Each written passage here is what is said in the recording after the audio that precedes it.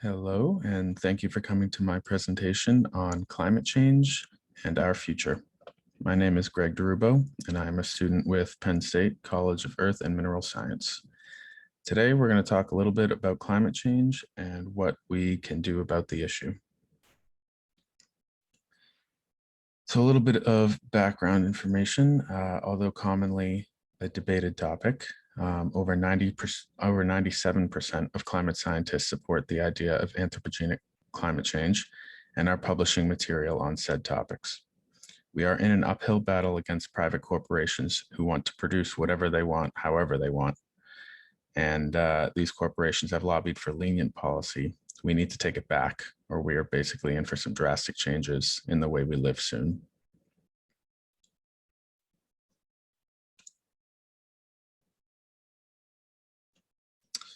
So there are two ways of tackling the consequences of climate change, and those are mitigation and adaptation measures. Mitigation is taking care of the problem at the source before it becomes a problem, whereas adaptation involves waiting for a reaction and then scrambling to survive based on what happens. These are a few definitions that are grabbed directly from NASA. So what's going on in our own backyard? So people are going to be at risk in the coming century of losing their homes to encroaching water. We need to act immediately to mitigate these problems and not pass them along to our children and our grandchildren. The Mass Audubon states that the water in the Boston Harbor has risen 10.4 inches since 1922. That is higher than the national average. And if we act now, we may be able to curb that rising to around 2 feet, which would save many residents from having to move out of their coastal homes.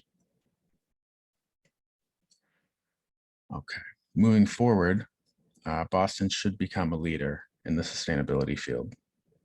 Leading the way could be a renewable electric public transportation system that is a model for other cities to build after.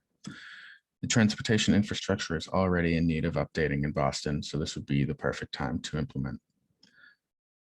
Putting solar infrastructure is going to cut down on transportation emissions immensely, which have accounted for about 28.6% of the city's total emissions for 2017.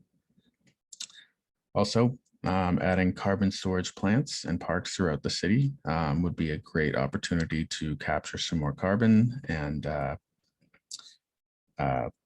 cut up the city into some nice scenic areas as well.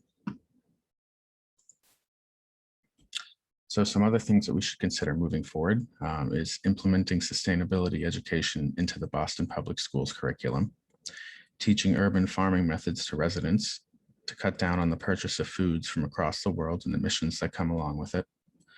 And also, we need to start paying attention to adaptation measures and change them as the effects are changing with the times.